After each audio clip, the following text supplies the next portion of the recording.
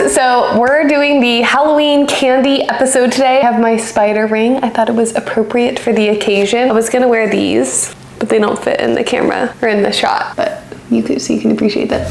My name is Dr. Taylor and I talk all about healthy relationships with food for kids. Today we're talking about Halloween candy. I asked you guys to submit questions on Instagram and you submitted a lot, which is awesome. I was gonna originally do a 15-minute video and now I don't think we have enough time to cover all the questions in that, so we're gonna make this like a 2-part series. So first, a disclaimer, although I'm a dietitian, I am not your dietitian or your child's dietitian. If you are ever concerned about your child's nutrition or any of their medical needs, it's very important to talk to your child's pediatrician or their pediatric dietitian. This video is just for educational purposes. It is not intended as medical advice. So now we got that out of the way, let's get rolling on the questions. Question number 1, which candies are choking hazards for which ages? This is a really important question and it's a great way to start it off because we're gonna talk safety here. So for kids under 4, we're gonna wanna avoid all round, hard, and sticky candy. Sticky candies are a problem because they can form what's called a crumb in your child's mouth. So basically like they chew up a bunch of sticky candy and it makes like a big sticky glob in their mouth, which is primo choking hazard for blocking the airway, not only because those globs tend to be round and bigger, but also because they're sticky and it's hard to dislodge if your child were to inhale that. No candies are hard candies, things like Jolly Ranchers, lollipops. I know that's like really unfortunate because lollipops are given to young kids all the time, but a lollipop is basically the same thing as a Jolly Rancher, just with a stick on it, and the lollipop doesn't always stay on the stick. Sometimes they'll bite it off, sometimes it falls off, and they're round. So they're hard and round. They are perfect choking hazard candies. Avoid lollipops for kids under 4. Small, round, or like coin-shaped candies that aren't meltable, things like Skittles or peanut M&Ms, those are choking hazards. So sticky or really chewy gummies like Sour Patch Kids, gummy bears, and Mike and Ike's, those are no's. Marshmallows for the sticky reason. Marshmallows are really sticky and they can be a big choking hazard. And popcorn. I know most places don't give out popcorn, but if they do, popcorn is a really big choking hazard. It's a really big choking hazard because your child could aspirate or inhale the kernel, but also those like thin, lightweight pieces of the outer shell, those are really easily inhaled because of just how lightweight popcorn is. So popcorn is actually something I recommend avoiding under age 5. That is something I don't budge on. Popcorn is a really big choking hazard for young kids. So if you're like, Dr. Taylor, you just took away all of my child's candies. I'm sorry, I know. Halloween is not a very toddler-friendly or allergy-friendly, but we'll get to that later, holiday. It just isn't. So what can you give your kid on Halloween if they're under 4 years old or if they're a toddler? So think things that are meltable, like Hershey's bars or Reese's cups, Twix bars, cookies like Oreos, applesauce pouches, Pirate's Booty, veggie straws. Chewy bars, they sell like little Halloween chewy bars. Those can be a great option to supplement your child's bucket. Also non-candy options. Non-candy options are becoming increasingly popular and they sell little toys at the store if that's something your child would be interested in, so that's a great option too. But don't swap your kids' candy out for fruit leather or fruit strips because those are just as much of a choking risk as like marshmallows or the sticky candy that we said before. So I recommend avoiding those for kids under 4 as well. How do I handle all of the candy in the house and how do I manage the access to it? So I'm gonna share with you what we do in our house as an example. On the night of Halloween, I offer a filling dinner, something that I know they'll like that will fill them up like pizza or chicken nuggets. For my younger kids, I don't really let them eat much while we're walking around because I'm worried about them choking. For older kids, would I let them do this? Yes, but right now my kids are 1, 3, and 5. So I usually ask them to stop, sit down, and eat their candy, and they don't want to do that. So we really don't eat much while we're actually trick-or-treating. Right when we get home, I sort out all the choking hazards and remove them immediately. Now my kids get a lot of candy even without those, so I don't substitute it for anything. But if your kid felt like you were taking away their candy or there was a lot missing, you could buy some substitutes like what I mentioned previously. I like Target or Walmart and fill up their bucket with those things that are safe for them to eat. When we get home, I do offer unlimited candy, but I'll also give out some filling snacks to the kids like cheese sticks or clementine or banana and peanut butter or a glass of milk, something that will help fill them up in addition to the candy if they want that. It's not unlimited all night long because we do have a bedtime and I will stick to that. So So usually I will end up cutting my kid off on Halloween night because they need to brush their teeth and go to bed. Is that restricting them? It's holding the boundary of bedtime. I'm not stopping them eating candy because I think that they're getting too much sugar or I think sugar is bad. I'm just stopping them because it's bedtime, so no. The next day, I let them choose candy at pretty much all of their meals and snacks, and I let them eat their fill of candy. It's exciting, it's fun. Halloween just happened, so I just lean into that and let it go. I offer filling foods that I know they'll like just like the night before on that day to help get some other foods in their bellies the day after Halloween. So you could do this for a few days depending on your kid and your unique situation. I usually taper down after this. I'll start to offer candy, like the Halloween candy at a meal or snack here and there daily after that, and then we'll go back to our normal routine and normal frequency of offering sweets. Now, when I do offer the candy, I allow them to eat their fill. I just don't allow them to eat candy all day long, every day after Halloween. But keep in mind, my kids are young. They're 1, 3, and 5. If I had teenagers, that might be a different story. I would probably allow them much more unrestricted access to their candy. My kids usually end up forgetting about Halloween candy because we don't make sweets a big deal in our house, and they've moved on to other holidays like Thanksgiving and Christmas. So usually we end up throwing away some of our candy because it just gets old and stale in the back of the pantry. I don't put candy in their lunchbox because my kids go to a low sugar school, but if they didn't, I would. I think that's a great way to offer candy or sweets alongside other foods to like bring sweets off of the pedestal and make it not this like super elusive and exciting thing. When they're older, I'll probably try putting their Halloween candy in a bowl and on the counter for open access. I'll do that once all 3 of my kids are older. You could also put their bucket in the pantry and allow open access from there, so it's just not like in the line of sight on the counter. It depends on what your kid needs. I will be feeling it out as it comes.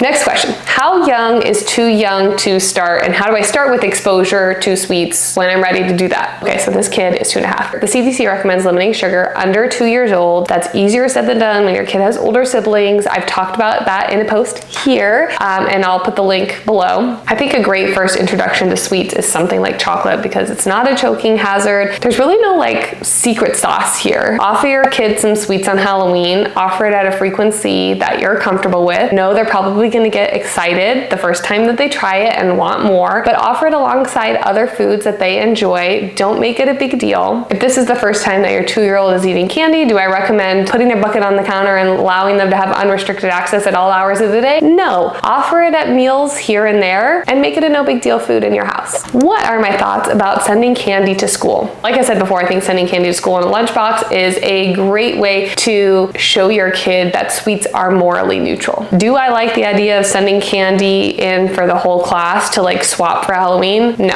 I think that's a lot to ask of the teachers. I think it's a potential mess. I think it's a risk for allergies. That's my thoughts on that. How do I handle candy limitations for food allergies, celiac disease, and other dietary restrictions? Okay, this is tough because like I said, Halloween is not a very allergy-friendly holiday. So my personal favorite approach is to let your kids trick or treat just like any other kid without a food allergy, as long as it's safe for them to like touch the candy or bring it out of a bucket, and then have lots of swapping options for them when you get home. Now you might be wondering, Dr. Taylor, this is like the Switch Witch. What do you think of that? I will talk about that soon. Spoiler alert, I'm not a fan of the Switch Witch. For your allergy kids, like swap it out in front of them. Don't make it this like secret thing that you have to hide to swap it out. Just like sit down and say, hey, these are the candies that aren't safe for your body. I got some from Target and I got some little toys too. Do you want to pick some out from my stash here and I'll trade you? Just keep it as simple as that. Your child might have a tantrum. They might be upset about that. That's okay. It's not your job to prevent a tantrum. It's your job to keep them safe and to provide a reasonable alternative if you can. So this is similar, but not quite in the same lane. How do I help sugar sensitive children like limit their candy without behaviorally affecting them? I talked about that in a post here. I'll link it. It's from Instagram. My answer to this is you really can't. I mean, you have to decide what your priority is. Is it avoiding sugar or is it avoiding restriction? And your priority, like the way you balance those two, might change from day to day. Like on a regular day, your priority might be avoiding sugar. On Halloween, your priority might be avoiding restriction and just letting them have fun and knowing it's going to be maybe a difficult day the next day. That's up to you to decide as the parent, but there's no perfect, you can't fully avoid restriction if you're restricting your kid. You can certainly do things to reduce the negative effects expects a restriction, like avoid dichotomous language, avoid moralizing sugar. It's not a perfect answer. I know. I wish I had a better answer for you. If I ever encounter a parent who wants to do like a total sugar restriction, I encourage them to use caution with that, because there are very, very few medical instances where this would be indicated, and there are lots of potential negatives to doing this. So if you feel like your child fits into this bucket, definitely chat with a dietitian to problem solve there. Next question, how can I give alternatives without demonizing sugar? If you're trying to get your kid to not eat candy because you think candy is bad for them and you're trying to like give them a toy instead, you are demonizing sugar in that. So again, you just have to decide what your priority is. Is your priority to limit your sugar, your child's sugar, or is your priority to limit the restriction? Like I said before, that may be different on different days. You can't really give your kid only a couple pieces of candy on Halloween night and expect them to have a neutral mindset to candy and sugar, because you're communicating to them that it's not neutral by heavily restricting them. I know it's not an ideal answer, but that's my thoughts on that. Other people might have other opinions. So if your child has a dietary restriction or food allergy, Halloween can be so hard. And because of this, I want to tell you about the Teal Pumpkin Project. So this follower asked me to talk about the Teal Pumpkin Project. The Teal Pumpkin Project comes out of FAIR, which is the Food Allergy Research and Education Group. And basically what happens is you take a pumpkin, you paint it teal, or you buy them. They have them at Michael's, Target, Walmart now, already painted, made for you. You put it on your front porch, and that tells trick-or-treaters that you have allergy-safe options for them, meaning like non-candy stuff, like stickers, bubbles, pencils, like the vampire tea, slime, slinkies, poppets, fidgets. There's so many options. The Target dollar section has a lot of really great choices. So tips for the Teal Pumpkin Project. Put a teal pumpkin on your porch. You can put a sign in your window. The FAIR website has lots of printables that you can print out. Put the allergy-friendly options in a separate bucket, because if a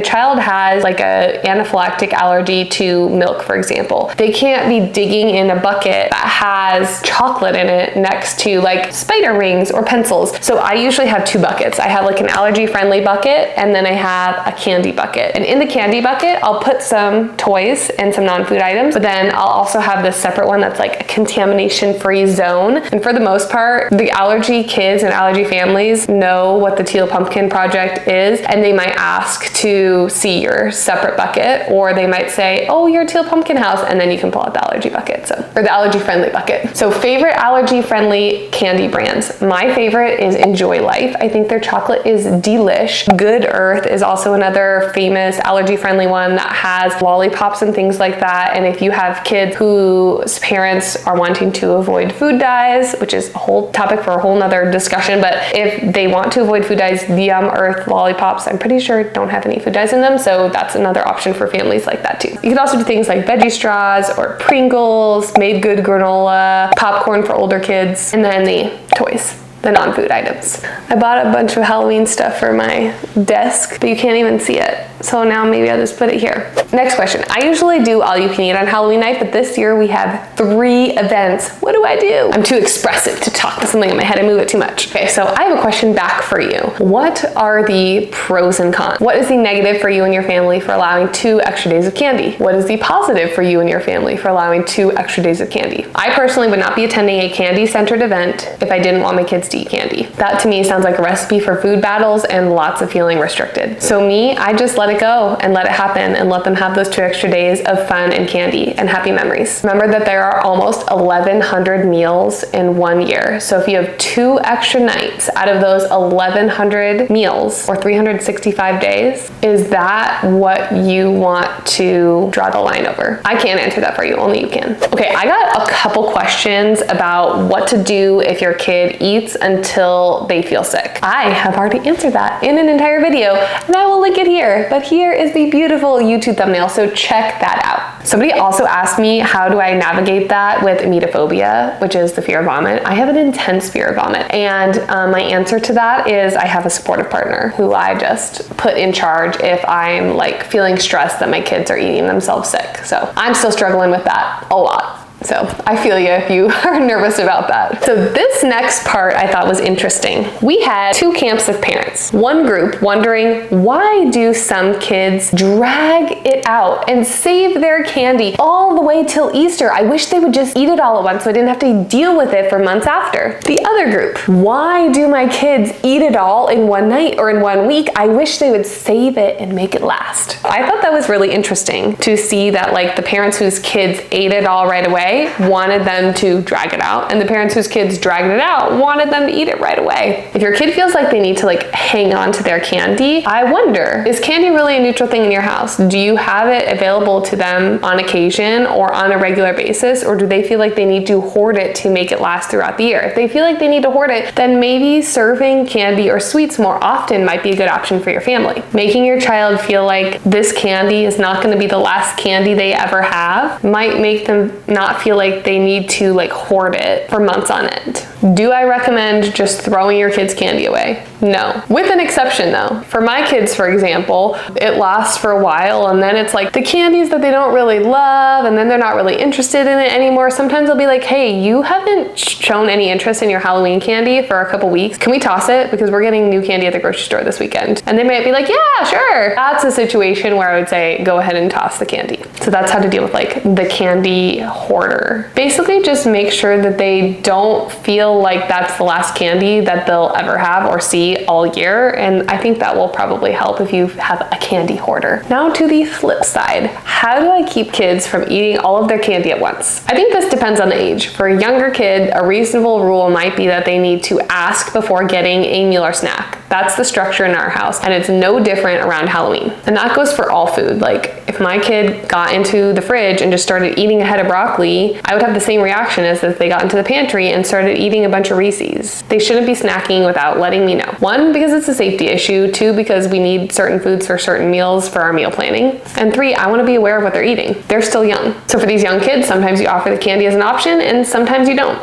Just like any other food. You might also wish to set out a bowl of candy on the counter and allow free reign to this. This might work for some families and it won't work for other families. If you have a kid who's feeling hyper restricted, this might be an extra good tool. If you have a young kid who it's a safety risk for them to be snacking on candy all the time unsupervised, that's probably not a good option. Eventually, candy will lose some of its novelty if a general approach to fostering healthy relationships with food is taken. If you haven't gone through my GIE 101, which is Growing Intuitive Eaters 101 course, it's free, it's on YouTube. Here's what it looks like. I can link it here. Now for most teenagers or like tweens, older kids, taking an approach where you must ask me every time you eat a bite of candy is a very restrictive approach. And so I don't recommend that. This is why this is age dependent. So here's some better approaches. For your tweens and teens, have grab and go filling snack and meal options that are readily available. They're just as available as the candy. They're sitting out on the counter. They're sitting in the fridge ready to grab. You want to make it just as easy for your kid to pick out a snack that is filling that they like as it is to grab some candy. And don't always keep all of these snacks like hidden away in the fridge. You want them to see them. You want them to be in the line of sight. Also, this is kind of for all ages too, but encouraging your kids to be reflective about how they feel after eating certain foods. Now, this is something that I would do all year round, not something that I would just do around the holidays or Halloween. So if you haven't started, start it now. But the reason why I don't just like doing it around the holidays is if you're like, how's your tummy feel? How do you feel after that? Are you feeling sick after all that candy? And you only do it around times when they're eating a lot of candy, they're gonna like think, wow, my parent is like super worried and fixated on this candy thing. Versus throughout the year, if you like notice them eating a ton of broccoli and then having a stomach ache after, that's a good time to have a discussion about that. If you notice them eating an entire bag of Reese's and having a stomach ache after, you can have a discussion about that. So encouraging reflection in the moment about how your kids are feeling after they're eating their food without like asking them every time they eat a meal or snack how their bellies are feeling. There's definitely a balance there. Now, on that same note, I've been asked, what's the language you use for not eating it all at once? I don't really give like a lecture. All year long, I encourage them to reflect on how their body feels after food, within moderation though. Again, this is not like an obsessive everyday thing. And I think it's really important to talk to your kids and reassure them that like the candy is gonna be there the next day and the next day. You're not gonna eat it, you're not gonna take it, you're not gonna give it away, it's not gonna disappear because of the switch or whatever. So they don't feel like they have to eat it all or else it's going to disappear. And my question to you in this situation is, what are the negatives if they do eat it all at once? Go back to that video where I talked about eating candy until they feel sick, and I talk about how that could potentially be a learning experience depending on the situation and the child. At what age would you let a child have total and unrestricted access to their candy? This is something that I eventually want for my kids, because when they are adults and they're out of my house, they're gonna have unrestricted access to foods like candy. So I wanna get them to the point where they're able to manage that on their own before they leave my home.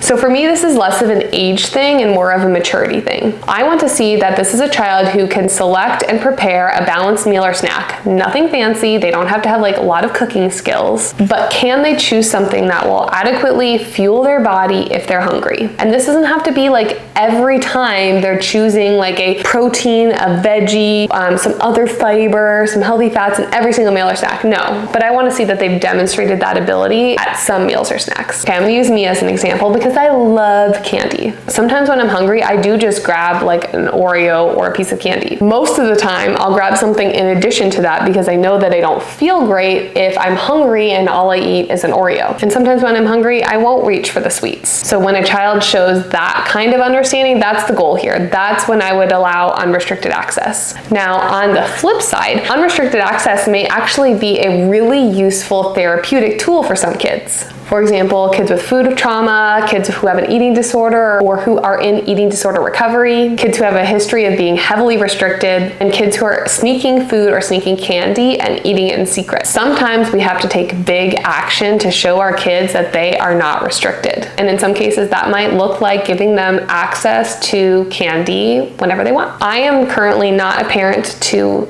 a teen or an older kid. My oldest is 5, but I imagine this unrestricted access will come around their tween and teen years. But I'll get back to you on that. What do you do if you have a kid who asks a bajillion times a day if they can have a piece of candy? So in my opinion, this could be a sign that it's time to allow them a much bigger freedom around their candy. Perhaps it's a bowl of candy on the counter that you refill on occasion. Perhaps you allow them unlimited access to your candy, but you talk to them about it and you let them know that that responsibility is going to be revoked if they don't demonstrate the ability to also feed themselves balanced snacks to adequately fuel for things like homework or soccer. There's definitely a fine line with that last point because you don't want them to feel like you're scrutinizing their every choice. But if I had a kid who I gave unrestricted access to and all they did was just eat candy and they weren't fueling their body with other types of foods in addition to the candy, that would be a sign that that child needs more boundaries, more structure, and more support. Only you can decide what's best for your family in that situation. Okay, that's it for part 1 of Halloween candy.